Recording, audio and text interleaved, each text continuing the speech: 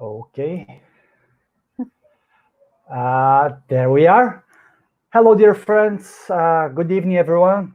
Uh, my name is Wanderlei Massafelli. Normally, Steven stays here doing the presentation of the guests that we have here, on our lives.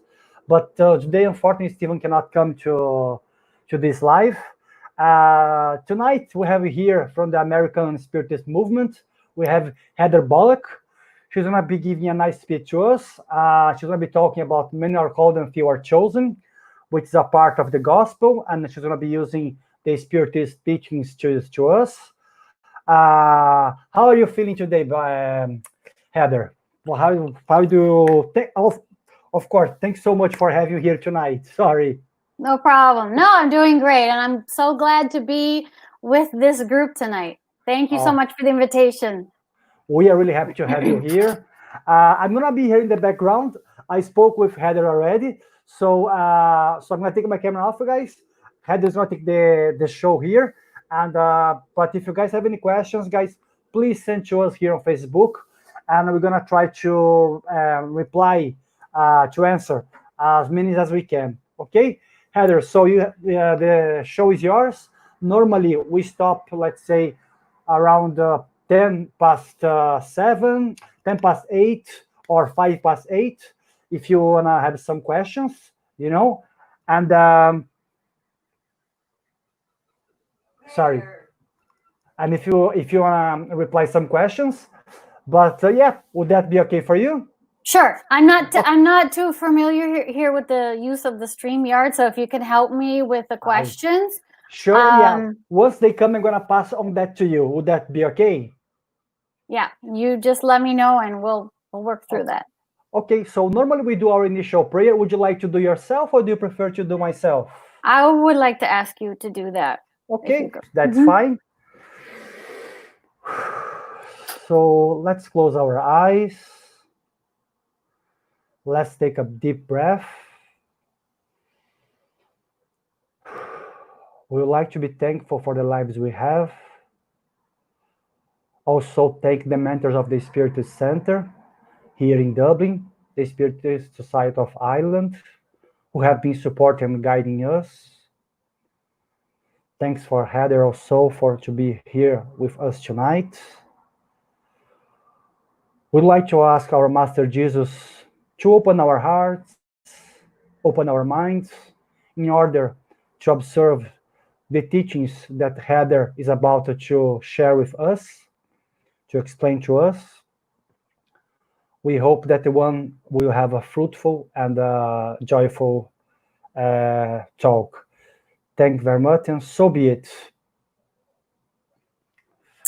Thank you. Okay, Heather. So as I said to you, whenever comes a comment here, I'm gonna say that to you. If it's a questions, I'm gonna leave until the end, unless it's a quite relevant question, which I have to ask you straight away.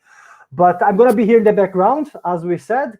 If you need anything, just drop me an internal line here, and we're gonna be here, okay? But I'm gonna be passing on to you the slides. Perfect. Okay. Thank you very much. Thank you. Okay. Good evening to everyone. I want to start tonight with a statement that the definitions that we apply to words truly matter. They mean really everything to the way that we interpret something that we read or hear. If we happen to interpret words from an unintended perspective, right, then we may respond with an unfit reaction. And we basically fail to receive the message that the communicator intended to convey to us.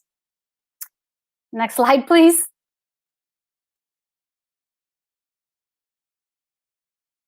So, look at this poor guy here, right? Sometimes our reaction may be unnecessary fear. If only poor Cookie Monster here, knew about another way to understand the term cookies, right? So sometimes we come across certain concepts or teachings that if they're only seen from a literal, materialistic, or misguided understanding of things, they can generate confusion and misinterpretation on our part. But one of the main objectives of Allan Kardec's book, The Gospel According to Spiritism, was to apply information and clarification from spirits much more advanced than ourselves to shed light on the meaning of Jesus's words and their significance for us and how we're living our lives. Okay, next slide, please. Perfect. And tonight we're going to look at chapter 18 from this book, the title of which includes this statement attributed to Jesus that many are called, but few are chosen. And we're going to start with a piece that states that few are chosen because perhaps as human beings in our current state of spiritual growth and the selfishness that still has kind of a significant voice in our psyche, this might be just one of the first things to stand out at us. And our tendency in seeing or hearing that could be to think something like, whoa, well, what do you mean only a few are chosen? Because then that means that some are and some aren't. What about me? We haven't even mentioned whether this is a good thing or a bad thing, but already we're kind of on alert because we know that somehow it seems that people are going to be treated differently. But are they? Why would that be? So let's give this some context and talk about that. As you probably already knew, this wording comes from a statement attributed to Jesus, and this is in the Gospel of Matthew. Matthew's narration of Jesus's parable of the wedding feast. And we'll come back to some details of this parable, but for now, let me just say that it ends or concludes with Jesus's message that many are called and few are chosen. It begins with Jesus saying that the kingdom of heaven is like a king who wanted to give his son this wedding feast and sent his servants out to call on all those who were invited. In seeing the way that Jesus opened this story that he was beginning to tell, we have right there our context for his conclusion. We know that we're talking about heaven and apparently being called to heaven versus being chosen to go to heaven. Well, now we've got to back up here for a moment and define heaven, because Spiritism actually affords us many clarifications on this, and these are reflected in our interpretation of both being called and chosen. Through some basic principles at the heart of Spiritist teachings, we obtain knowledge about our existence as immortal souls or spirits, and we learn about the coexisting spiritual and material realms or dimensions of life. Though most of the time we as spirits dwell in the spiritual realm, we are at times called to live for limited periods of time in the physical body, as we are now in the material world. And the consecutive series of periodic returns to the material world, as many of you likely already are familiar with, is referred to as reincarnation. This facilitates our spiritual evolution. Well, these principles, and to be honest, the greater understanding of them that we acquire through the study of Spiritism, provide the foundation for greater understanding of heaven that takes them into account. For Spiritists, heaven is neither above or below us because it's not a specific, distinct place. Thanks to the relatively recent discoveries of science, generally speaking, that have so broadened mankind's conceptualization of celestial bodies, they have allowed our contemplation of heaven to evolve. And with what the spirits have revealed to us, we have learned that heaven, so to speak, is all around us. What is key for us to know, and remember this because it'll be important later on in our discussion, is that the quote-unquote environments within the spiritual realm, what we experience, varies so that the places, so to speak, that we dwell in at any given time are determined by different factors that include our degree of spiritual advancement, the quality of our thoughts and sentiments, our use of free will, which grows in parallel with our advancement, and at least in terms of what we experience upon returning to the spirit world at the end of a physical incarnation. This includes our actions, our interests, our tendencies and behaviors during that particular incarnation. Next slide, if you could, please. The Spiritist disseminator, Leon Denis, wrote in his book entitled Here and Hereafter, "Heaven is omnipresent. On every side, we are met with the incommensurable, the infinite. Turn where we will, there are suns and spheres innumerable, huge bodies beside which our earth is so incredibly small.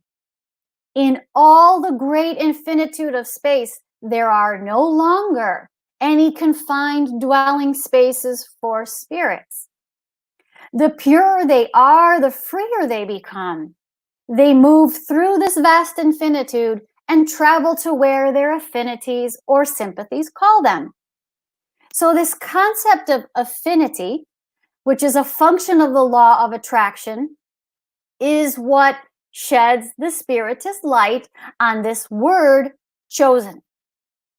Chosen in this context is to be understood figuratively, and being chosen is not a one-time event. It's not the result of someone's professed beliefs. It's actually an ongoing process by which our conscience analyzes our thoughts and actions, by which our own mental habits, choices, and behaviors will bring us either happiness and peace, advancement down the road of spiritual progress, or disappointment, remorse, delays in our spiritual growth. So rather than truly being chosen, we're choosing. We're choosing the pathway of our spiritual existence. Next slide, please. According to the Spiritist teachings, by the action of divine laws, each of us will one day become pure spirits. However, the pace at which we can progress to that point, what we experience along the way, that's up to us. So we're not determining our destiny, but we're in charge of how we arrive there. And thank goodness we receive a lot of help in that. This gradual process of learning and growth, and thus the gradual attainment of greater degrees of happiness, is made possible by the existence of reincarnation, which in turn is a manifestation of God's compassion and mercifulness. Now, though we are held accountable for our actions, this is always in accordance with our degree of knowledge and free will at any given time in our journey. But along the way, we're going to make mistakes. And we know that, right? Anybody with me tonight that's never done something wrong? Never, messed up here or there? So, of course, we have thoughts that are at times not beneficial to ourselves or others. We can make less than desirable choices. But when we do so, our conscience lets us know. No matter what, when we steer off course, we always have, though, the chance to change direction and get back on track. And because this is an ongoing process, we have what we might call rollover consequences, where our lives today are in large part a reflection of what we did in the past. And our future will be the result of how we're living at present, now. So this is a synchronization of many divine laws including the law of action and reaction, the law of love and charity, and the law of progress. In this overall context and perspective that we get from Spiritism, Jesus's lessons can take on a new meaning. And given this figurative interpretation of the term chosen, it now makes perfect sense why Jesus could say that few would be chosen. He didn't mean that few are the privileged who would spend eternity in heaven, while, by the way, the rest could be damned to suffer. He simply meant that not everyone is yet willing to make efforts that result in spiritual progress, and that take us with each step closer to those magnificent, blissful worlds that exist throughout creation, as we heard from our friend Leon Denis. Let's be honest and think about where we're at right now in our own lives. We know it takes sacrifice, courage, persistence to change our behaviors in areas where there's still some room for improvement. But if we only knew how much pain we're bringing to ourselves, and by contrast, how much joy we can experience, how much help is being offered to us, both by good spirits and by the very circumstances of our lives that we erroneously sometimes judge to be unfair, we would realize that the future rewards are worth the efforts that we need to make. And Spiritism helps us to understand that.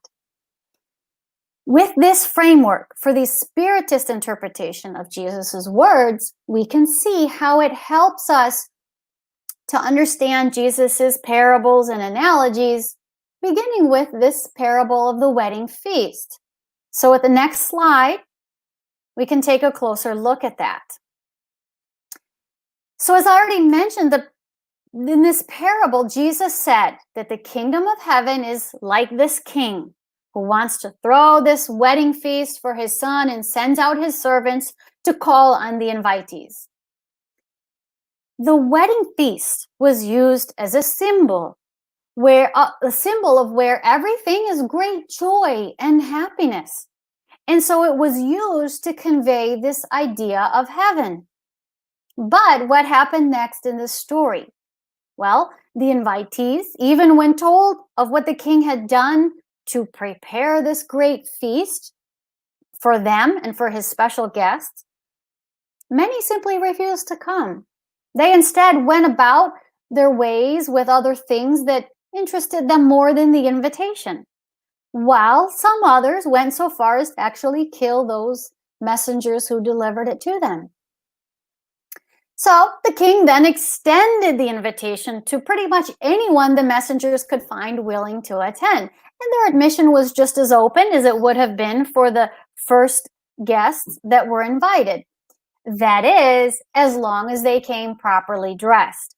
Unlike the poor guest that Jesus said the king had singled out and asked his servants to cast into the darkness, right? To throw him out for not having been dressed in the wedding garment.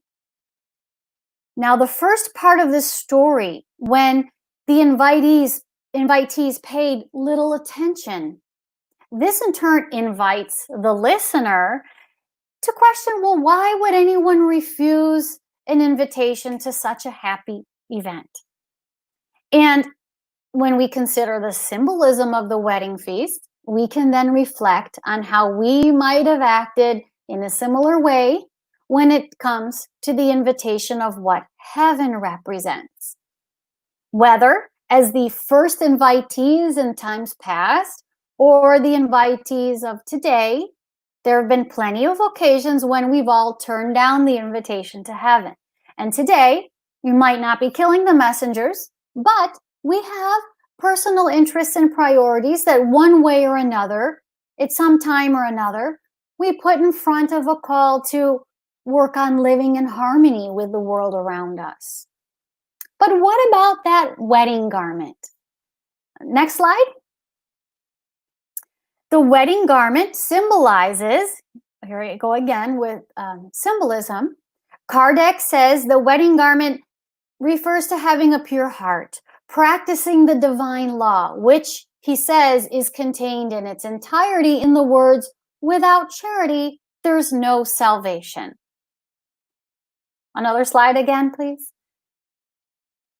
Kardec explains that among all those who hear the divine word, how few there are who keep it and practice it.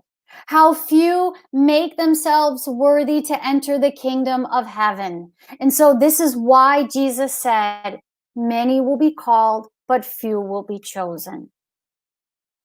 And indeed, if we want to answer the invitation, Spiritism makes it clear to us that the kind of faith that we're called to isn't one of outward acts of devotion, verbal professions of faith, or prayers that cross the lips without stemming from the heart. And as much as we truly learn how to love, it's not loving as if it were something we can simply do through some formula of prescribed actions. Instead, this is an inner cultivation of our sentiments, reflecting a true transformation in the way that we see and respond to, the way that we relate to others, which ultimately manifests in our actions. And this is what God desires from us. It is why Jesus said, not all who say, Lord, Lord, will enter the kingdom of heaven. Only those who've done the will of my Father who is in heaven will enter. Because there are so many who do not take advantage of these opportunities to develop and exercise kindness, humility, patience, to be tolerant and compassionate, work hard and demonstrate all these great qualities. Their numbers are great in comparison to those who do, right? The ones who do not take advantage are much greater in number.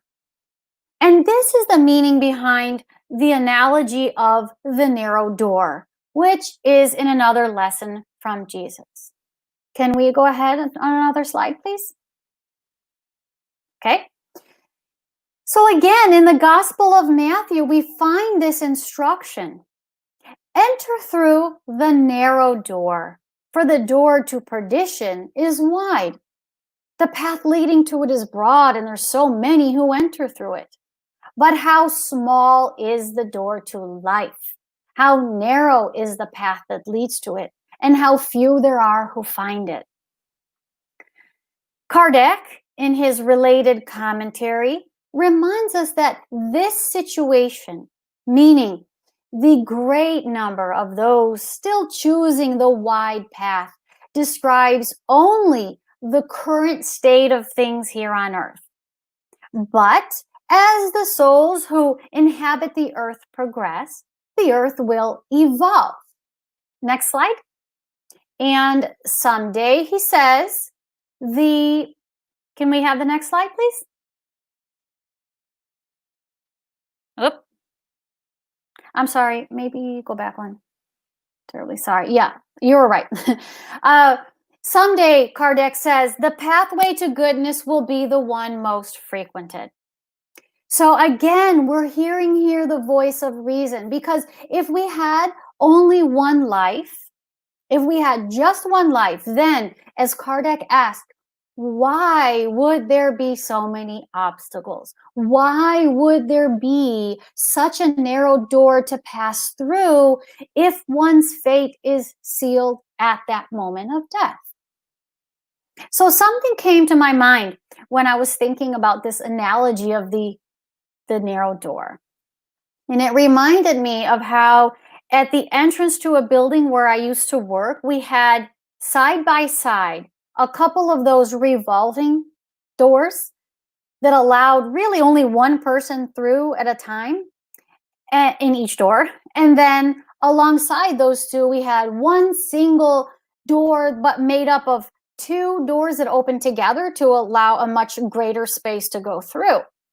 So I was thinking about how every day when I went into work, I didn't take usually one of those revolving doors. I instead used the wide double door entry. And the reason is because I had with me one of those roller bags, with all my stuff, my computer, my files and everything. And it made it pretty difficult to get through the narrow revolving door. And I thought, well, that's pretty analogous to the narrow and wide door, spiritually speaking, because it was my baggage that presented me with a challenge for getting through the narrow door. And in life, this baggage represents those obstacles that Kardec referred to and questioned in the context of a single lifetime. This baggage or those obstacles can take many forms. So, for example, we have guilt that we tend to carry with us for a long time, too long, in fact, when we need to forgive ourselves for mistakes and focus on learning from them to make constructive changes. We also have certain tendencies that we may bring with us, into this life, carried over from some of our habits and behaviors in the past. And we have the very trials and expiations that we face in this lifetime, in which we may still be struggling with the best way to handle. So how fortunate we are to have the inspirational Spiritist teachings, which empower us to identify and help us understand those obstacles while also strengthening our motivation and courage to overcome them. Next slide, please.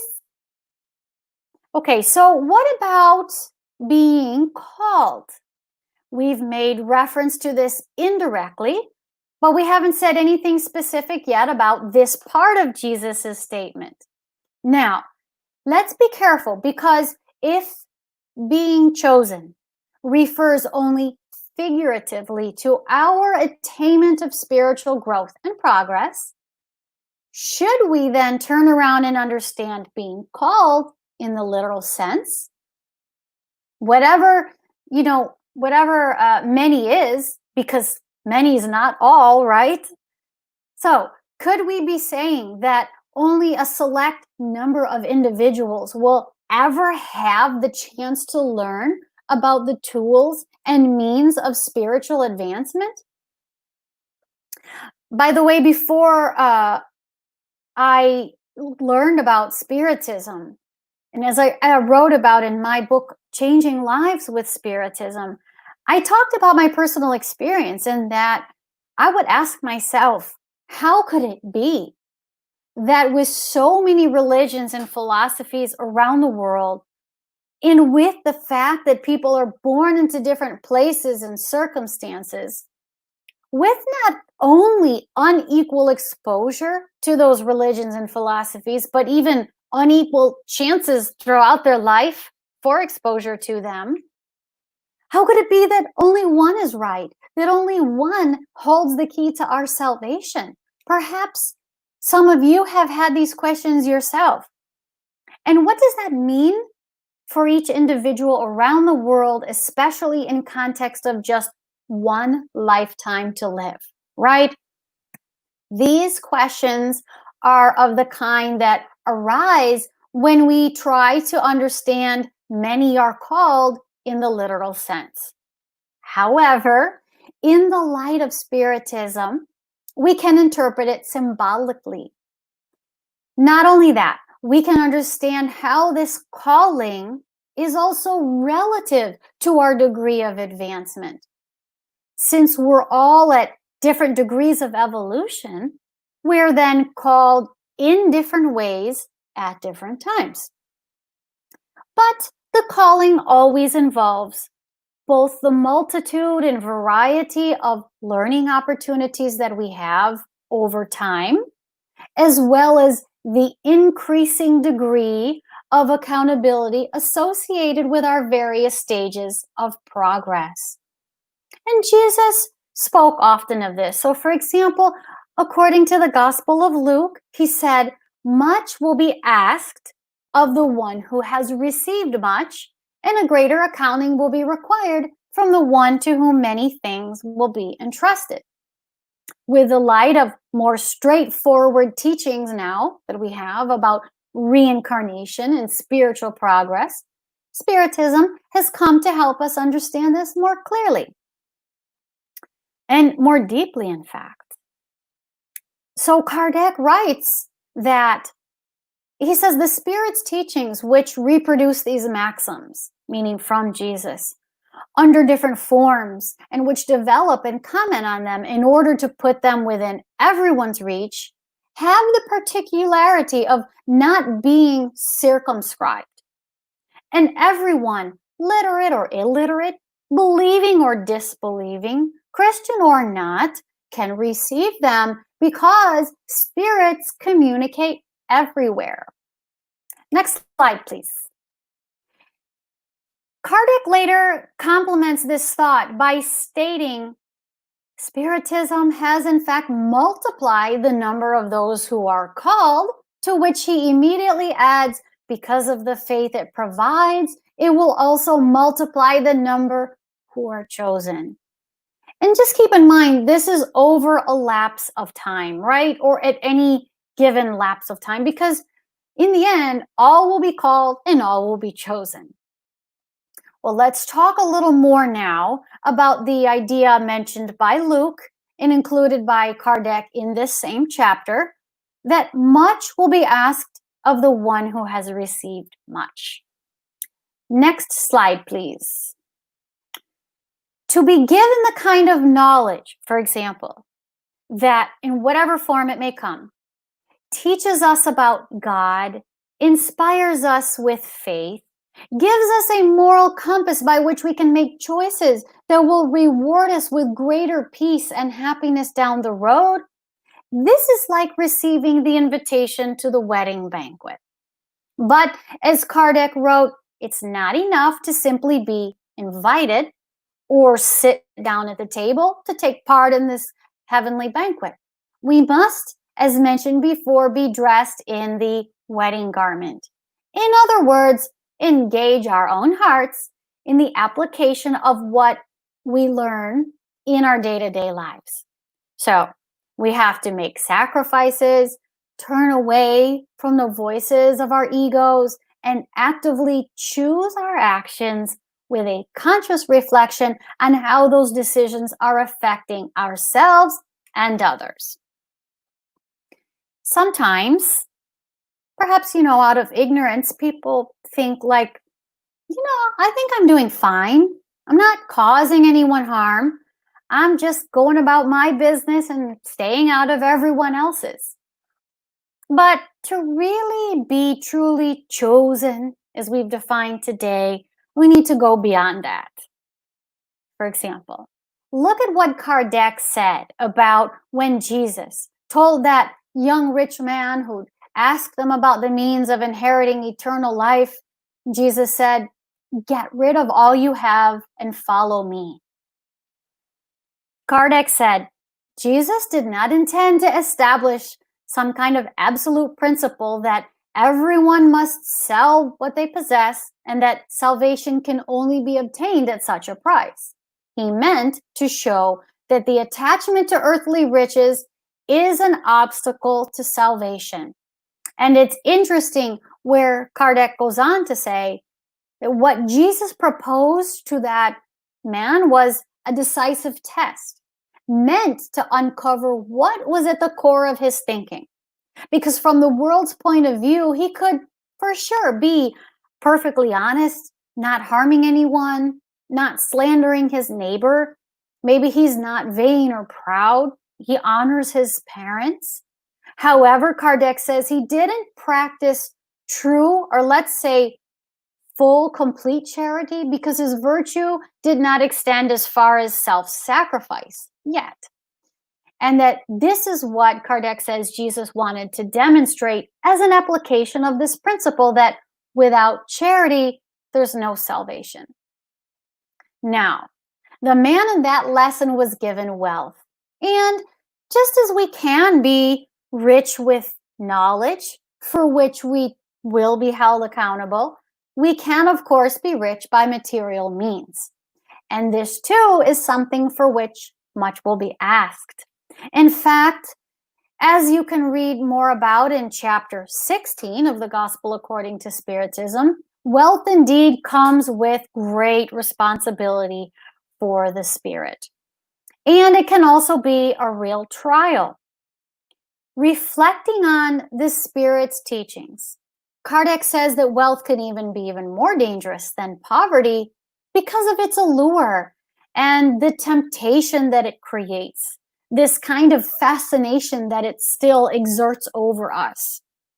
But, we need to be careful because the wealthy person is so easy to point a finger at, right? So easily identifiable.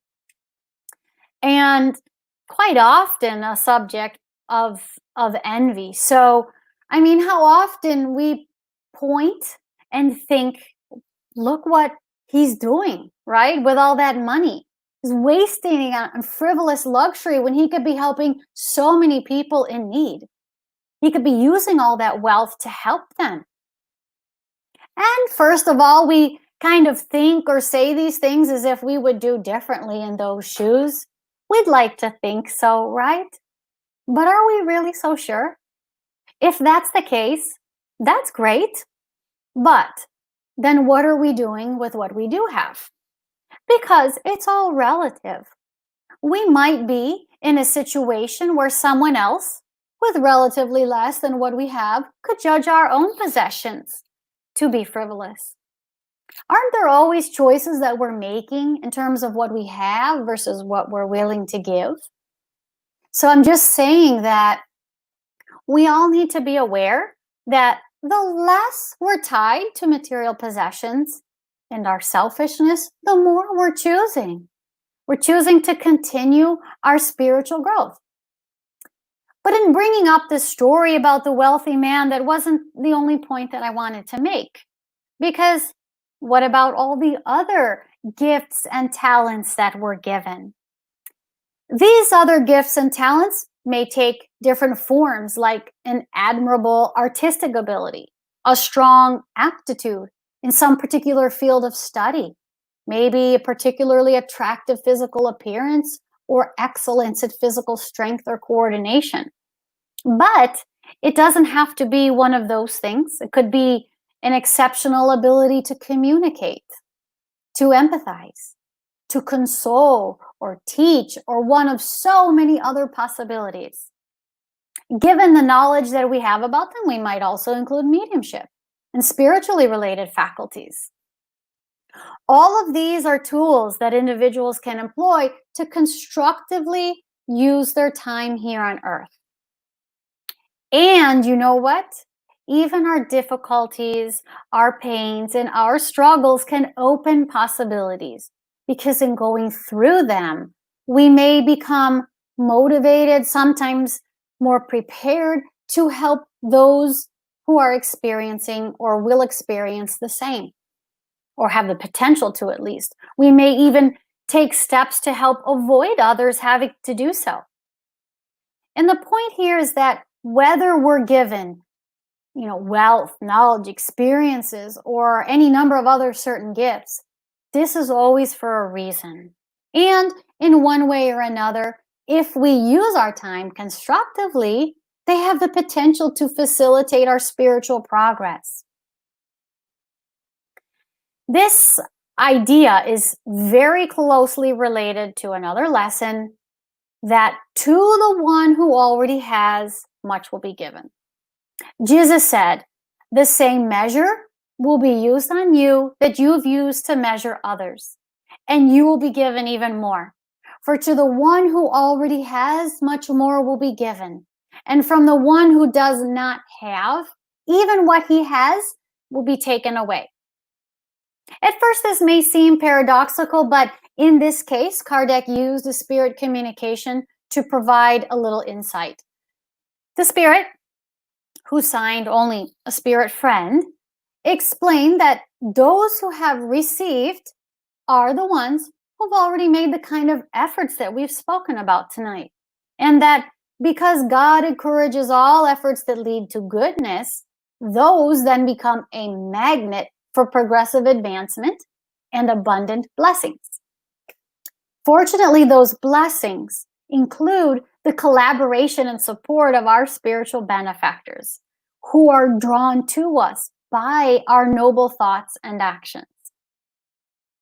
So far, this is easy enough to understand, but what did Jesus mean in saying that for the one who does not have, even what he has will be taken away?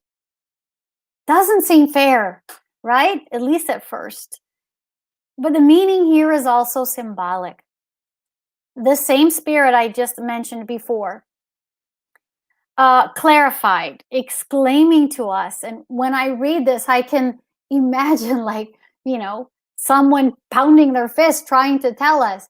The Spirit says, "Oh, blind, deaf humanity, open your mind and your heart. See with your spirit, understand with your soul. Do not interpret in such a coarsely unjust manner the words of he who has made God's justice shine resplendently in your heart. It is not God who takes from those who have received little. It is their own spirit, which, wasteful and careless, does not know yet how to preserve what it has or nurture and thereby increase the mite dropped into their heart." So it's time to ask ourselves as spiritists, what are we doing with that which has been dropped into our hearts? And we all come from different backgrounds, those of us here tonight. We live different lives. We've been given different things, different gifts in this lifetime. But one thing that I know we have in common is at least the chance to learn about Spiritism. Okay, can we have next slide, please? We can be sure that, as Allan Kardec wrote in this very chapter we're discussing tonight, much will be asked of Spiritists, for they have received much. But also to those who have taken advantage of the teachings, much will be given.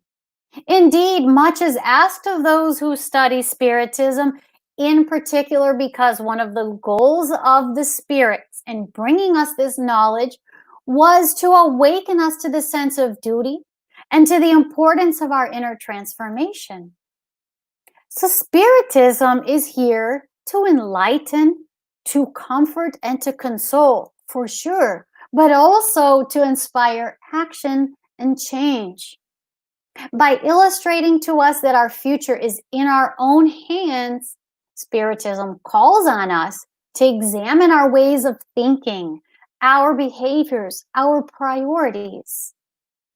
Right after the statement that I just mentioned, that in which Kardec added that the first thought of all sincere Spiritists should be to find out if in the Spirit's counsels there is not something that might apply to themselves.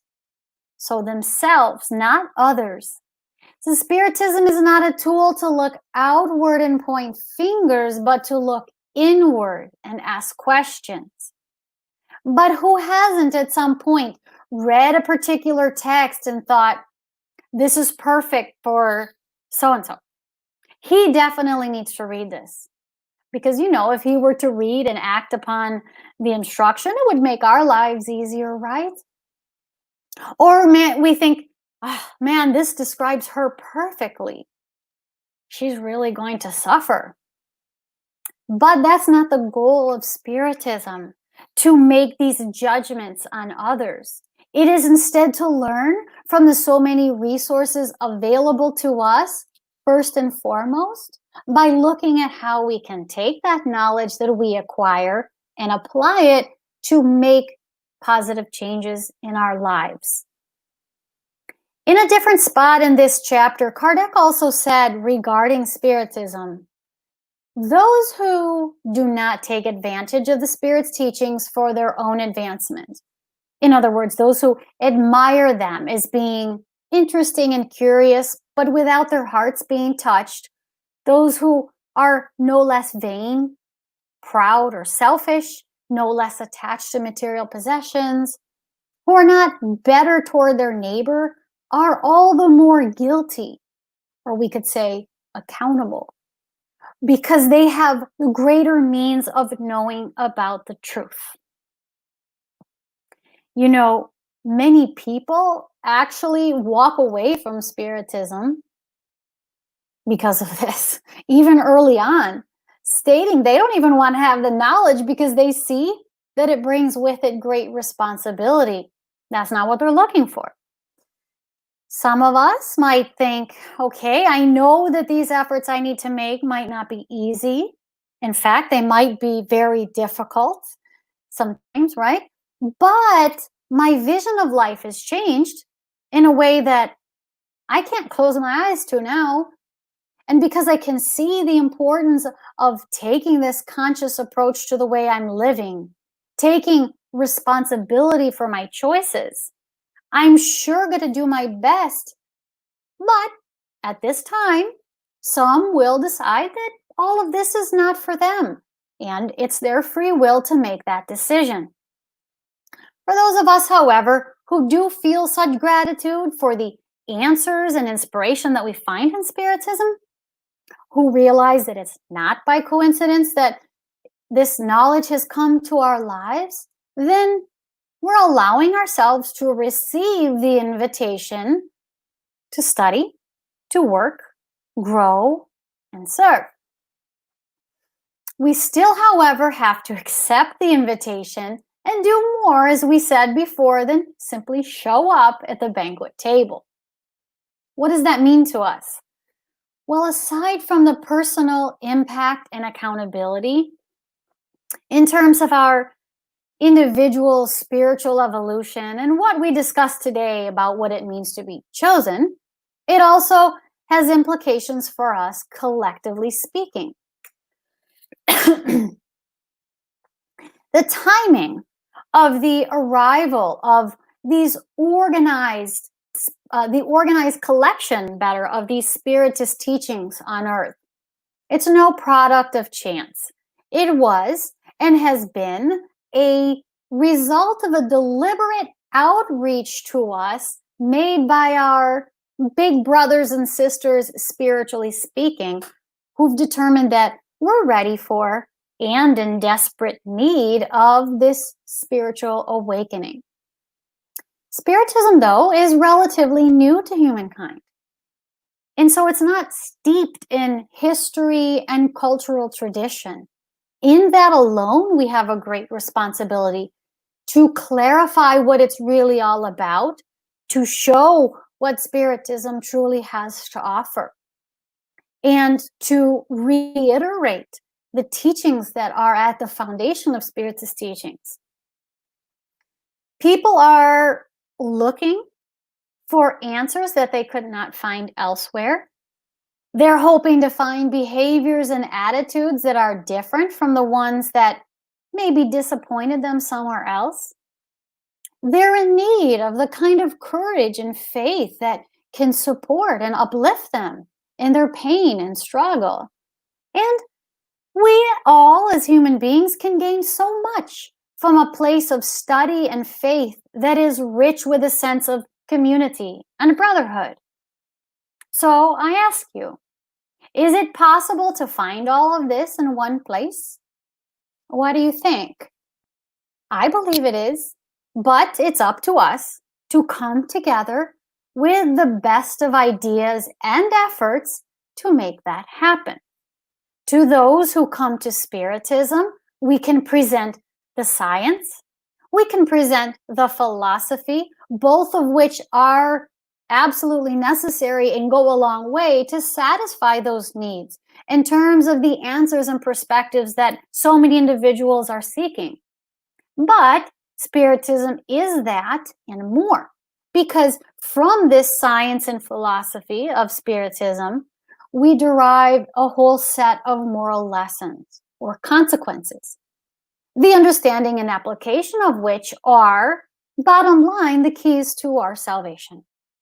And when it comes to these moral teachings, it's not enough for us to express them in beautiful and encouraging words, to put them on slides or quotes in social media, right? If we want to keep people involved in the Spiritist centers, to nurture the unification of our community, foster the collaboration, the relationships with our brothers and sisters in the spiritual realm, then we've got to do our best to be the first ones to demonstrate the application of the moral teachings that we're so eager to share with others.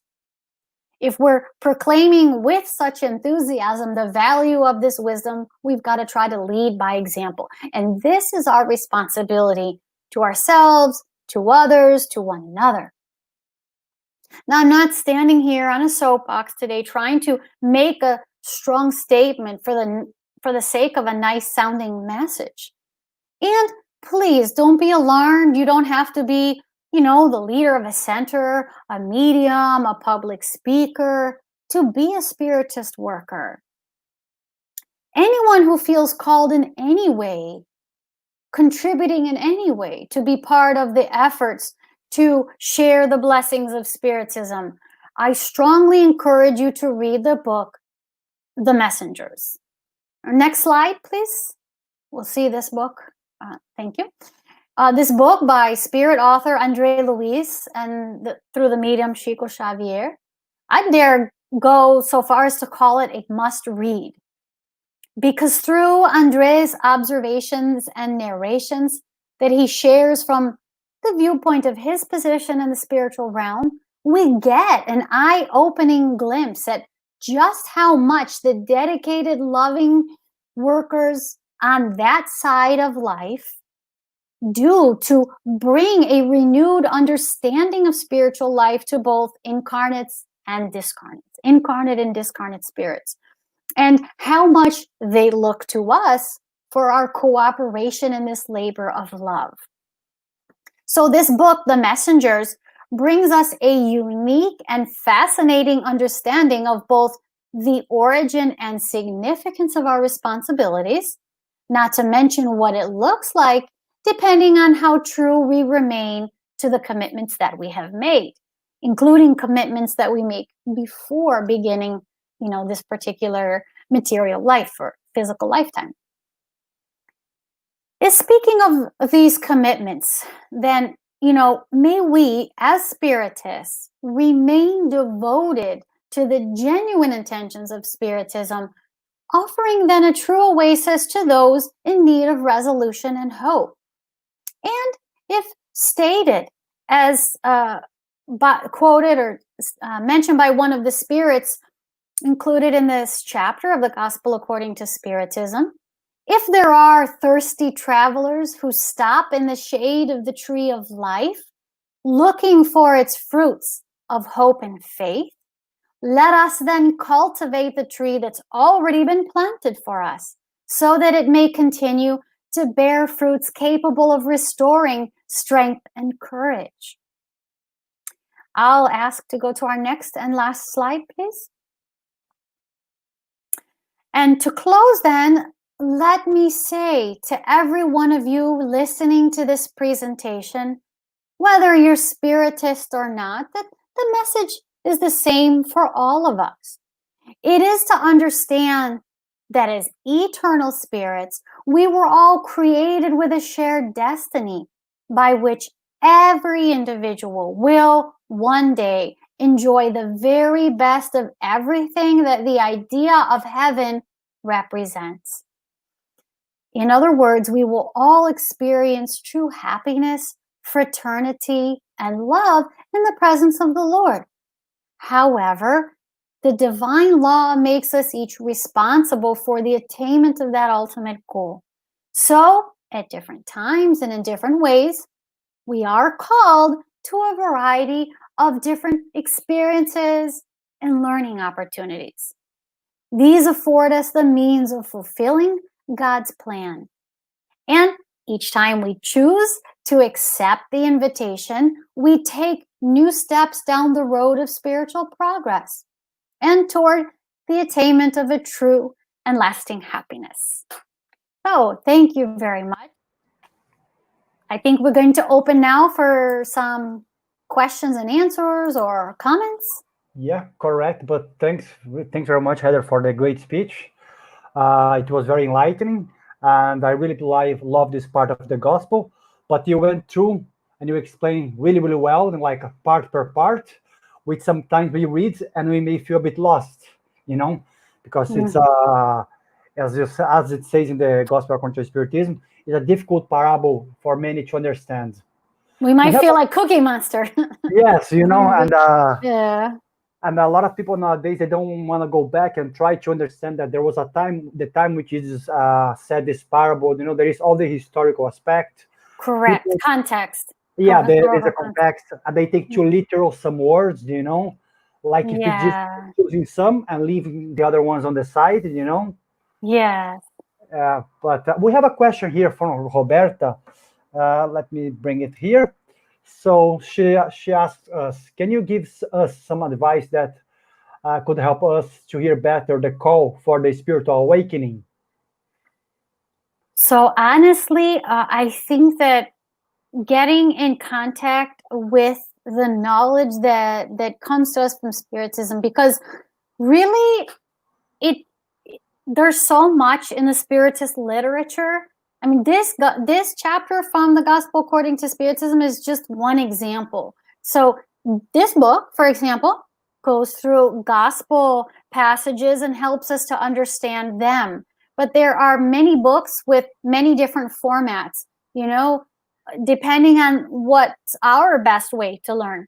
We have in the Spirit's book, those who like to go, just give me the facts, right? Just tell me how it is. So you can go question and answer, and it's all laid out if you digest the information best in that way.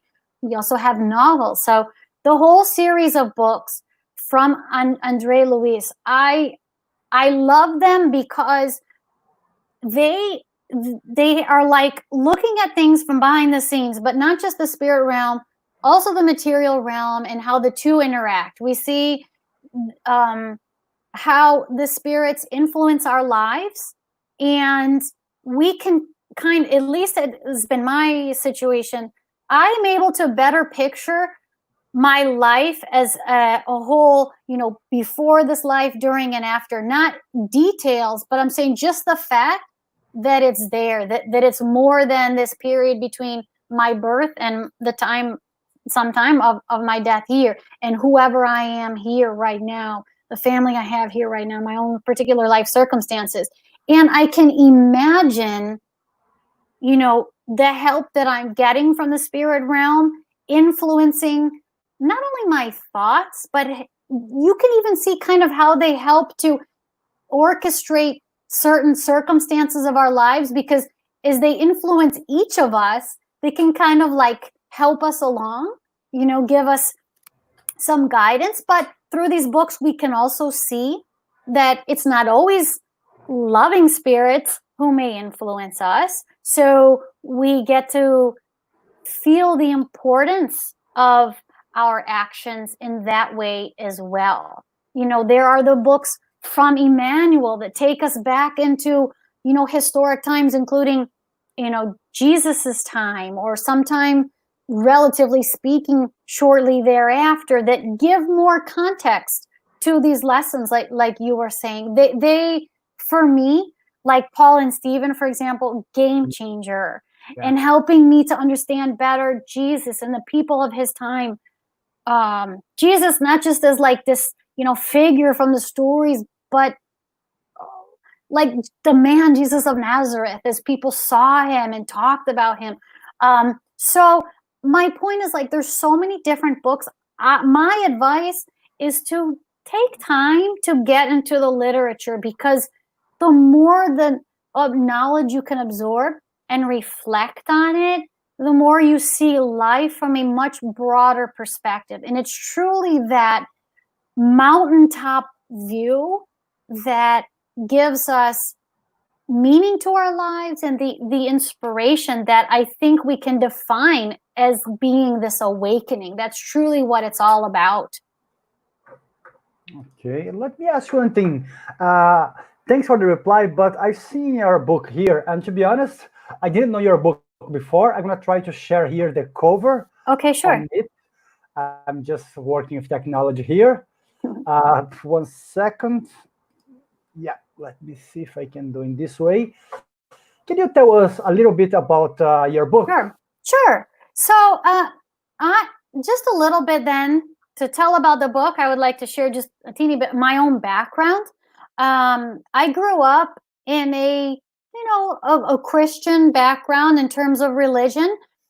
We went to church when I was younger. I went to Bible school and everything like that. But you know, at a certain point in life, uh, as I got a little older, my teenage years and thereafter, I started having some doubts and questions that I really wasn't finding answers that at least satisfied me. So then I went through, like a period of my life that I kind of just didn't really know what to believe. And I was really touched with the passing of my grandfather that I didn't face very well because I didn't have that conviction like I have now. I didn't have like a certainty of the continuity of life, let alone, I mean, reincarnation, meaning of life, not even getting to that point. I just remember I was drowning not only in tears, but in these questions of, you know, what does it all mean? How is it possible that my own grandfather, this individual who was such an amazing person and had all this, that he did in his lifetime, that he gave and that he became, how can it be just gone? And I was at a loss for having quote unquote losing him. So that was like a trigger for me to really like say, okay, I got to start looking into this. Like, does God exist? And so on and so forth. Well, not long after that, I met a person who's now my husband and who grew up in a spiritist family and introduced me to spiritism. And as I started, studying it in combination with looking into other sources, I was reading about like near death experiences and, just like different perspectives. So, in fact, I remember something that marked me. I saw the movie What Dreams May Come after I actually read the book, and that really touched me. And but with all that, I could start visualizing. It helped me in looking at spiritism because I could kind of visualize the spirit realm a little bit. But when I got to the spirits book, it was like, it's here. Like, finally, this is really making sense. So then I began, really studying spiritism. And eventually, I got to the point where I said, people really have to know about this. And you might not also be aware, but we have my husband and I have a website, explorespiritism.com, that we had for some time. And I decided that I need a way to, because people always, what is spiritism? If I tell somebody I'm spiritist, well, what is that? What is spiritism? It's really hard to answer in a short breath. So I put together a book to kind of explain in a, just a friendly way what spiritism is, with a little interjection of my own experience in that narration, and just to let them know not only what it is but what it's not, dispel some misconceptions. You can give kind of a broad picture as an introduction. Sorry, an introduction to spiritism. Okay, that's great. Heather, Take a water. you okay? You okay? Yeah, I'm fine. Mm-hmm. So let me just take here the screen. Okay, Heather, we're gonna have to say thank you and end here now, but Okay. we are really really thankful for your talk here today. If you don't mind, send to us your website, and we're gonna try to put Sure. here. Then we can try to even to spread. Especially now Thank because you. you're connecting with the American Spiritist movement, which is a really great thing for us. Because of that, and for us to connect with you, I was really happy to receive this invitation. This is my first time to connect with your group there, so I'm really happy to do that. The website I will share with you, but it's explorespiritism.com, and I can be reached personally through the email editor@explorespiritism.com. Spiritism.com. Let me see if I can find it here. Just add it here before we go. Sorry. That's okay. Explorespiritism.com. Yep. Go here. Let me see. It's not coming. It's coming. Let me see. And the Facebook page, Explore Spiritism, is associated with that as well. It's the same. Okay, it's my bad spelling. Sorry. Whenever whenever I'm talking to someone, if I'm typing, I'm really bad at that. But I get it here. So, like once we finish here with this coronavirus, one thing that we really like to do is to to invite you here, to come to Dublin for sure. I don't know if that be okay for you, but sometimes we have would love to. Speaker. It's not coming. Let me see. No, explorespiritism.com. Now it's correct. I don't know. But people can check it. Yeah. People can check it out. And also on Facebook, we have Explore Spiritism going by the same name. So we do share, a lot through there. And in the plans for working up a YouTube channel too. So I hope to have that sometime real soon. Yeah. You can send to us some video. More quarantine projects. Yes. I'd say a lot of people who are taking advantage of that. Yeah. They are creating, they are being creative. Okay, I'd say we have here 2 more questions. We won't have time to do it, but I'm gonna try to send that questions to you once we hang up here, and I'm gonna try to reply to that people back. Would that be okay? Sorry, guys, just don't have much time left. And anyone can reach out to me through the Facebook page or through the email editor@explorespiritism.com. So feel free. Perfect. Okay, Heather. So would you like to do the final prayer? Do you feel comfortable? Would that be okay for you? Sure, I can go ahead and do it. Thank you very much. We appreciate. Okay. So we want to give thanks to our spirit friends for helping us to carry out this, this session tonight, and for the chance for the platform like this, as perhaps one of the little points of light throughout all the struggles we're facing in the time of this current pandemic. One of these little points of light has been the increased outreach between us as spiritists in our community. And we want to thank the spirit realm for guiding us in making this connection. And we want to ask for your help, if we could, to be with us when we try to, set aside times to lift our thoughts and reflect on these teachings, to show us through our own intuition how we can see this in terms of the context of our own individual lives and what actions we might be able to take to put them into practice and bring some benefit to ourselves and to others, and to help us along the way in our spiritual growth. I ask you, God, to look after each one who has been with us and been with me tonight, giving of their own time to share in this moment of learning and connection with you. And we thank you, God, for our blessings received, and for all that you will be helping us as we get through the rest of this week and beyond. Thank you. Amen. Okay, Heather. So thank you very much for your talk tonight. We're going to be having a little chat once we hang up here. And also, I would like to thank Kardec Radio for the great that they are giving to us. They are wonderful. All the guys in America, everyone who is here with us tonight. and also the spirited the SSI workers, the Spirited Society of Island Volunteers, who have been helping us, I don't know, for so many years here in Dublin. But yeah, guys, thank you very much. Have a good night. Bye bye. Thank you. Thank you so much. Have a great night and a great week. Thanks, guys. Let's stop here. There we are.